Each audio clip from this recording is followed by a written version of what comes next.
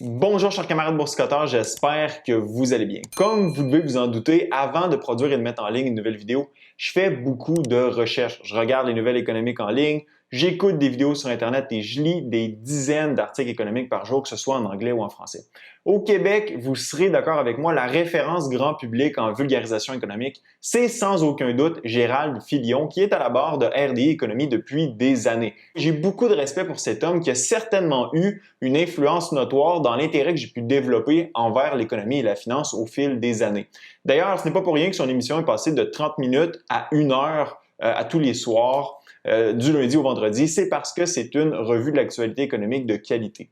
Donc, jeudi dernier, je réfléchissais à une vidéo sur la hausse des taux d'intérêt au Canada que j'ai l'intention de faire prochainement et je suis tombé sur un article de Gérald Filion. L'article intitulé « Êtes-vous prêt pour une hausse de taux en avril 2022 » faisait suite à la plus récente conférence de presse du directeur de la Banque du Canada où il a été annoncé que la BOC cessait l'assouplissement quantitatif, soit l'achat massif de dettes du gouvernement, et que des hausses de taux seraient à prévoir dès l'an prochain.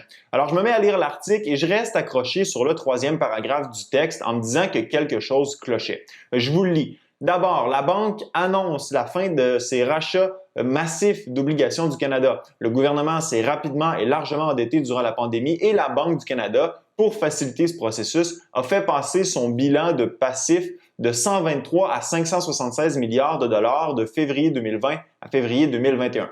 Grosso modo, ce qu'on explique, c'est que la BOC a monétisé la dette du gouvernement pour d'une part s'assurer qu'il y aurait un acheteur pour la montagne de dettes émises sur les marchés et d'une autre pour que les taux d'intérêt sur la dette restent bas. Par contre, il y a un problème dans ce paragraphe. L'avez-vous repéré? L'article affirme que la Banque du Canada a augmenté son bilan de passif en faisant le plein d'obligations et de bons du Trésor du gouvernement durant la pandémie. Le problème, c'est que la dette du gouvernement n'est pas un passif sur le bilan de la Banque centrale, mais bien un actif. Là, laissez-moi vous donner un cours 101 sur le bilan de la Banque du Canada en 1 minute et quart et après, je vous montre le message que j'ai envoyé à Gérald et sa réponse. La Banque du Canada, on se rappelle, c'est la banque des banques et la banque du gouvernement fédéral. Elle a pour mandat de gérer la politique monétaire en maintenant l'inflation à 2 %, de réguler le système financier, de gérer les fonds du gouvernement fédéral et de produire et distribuer la monnaie de papier. Comme n'importe quelle banque, elle doit inscrire ses opérations dans un livre de compte et produire des résultats financiers tous les trimestres. Lorsqu'on parle de bilan, on parle du rapport financier résumant les actifs et les passifs de la banque. Les actifs, c'est ce qui produit un revenu ou qui procure un avantage économique futur à la banque, alors que les passifs, ce sont des dettes ou des obligations qu'a la banque envers une tierce partie. Votre duplex, c'est un actif parce qu'il vous procure un avantage économique, soit les loyers, alors que l'hypothèque sur votre duplex est un passif parce qu'il s'agit d'une obligation de paiement que vous avez envers la banque. Pour la Banque centrale, ces actifs, ce sont les obligations et les bons du Trésor que le gouvernement fédéral émet et qui sont achetés par la BOC. Par exemple, durant la pandémie, le gouvernement fédéral a introduit des programmes de soutien économique coûtant des milliards, mais n'avait pas une scène pour les payer. Pour les financer, le Canada a émis des centaines de milliards de nouvelles dettes sur le marché. Par contre, sans la Banque du Canada, rien de tout ça n'aurait été possible. Les marchés financiers auraient gelé complètement parce que le Canada n'aurait pas pu trouver des prêteurs pour acheter les milliards de dettes qui ont inondé le marché. Les taux d'intérêt auraient monté au plafond et l'économie serait tombée en dépression. Pour éviter que le système financier s'effondre, la Banque du Canada s'est mise à acheter la dette du gouvernement. Comment? En créant de nouveaux passifs sur son bilan pour pouvoir acquérir de nouveaux actifs. C'est là que réside la coquille ou l'erreur d'inattention dans l'article. Le 453 milliards d'obligations et de bons du Trésor que la banque a acquis sont certes un passif pour le gouvernement fédéral, c'est une dette, mais c'est un actif pour la Banque du Canada. La BOC, en détenant cette dette du gouvernement, récolte l'intérêt payé sur la dette et dégage donc un revenu de ses actifs.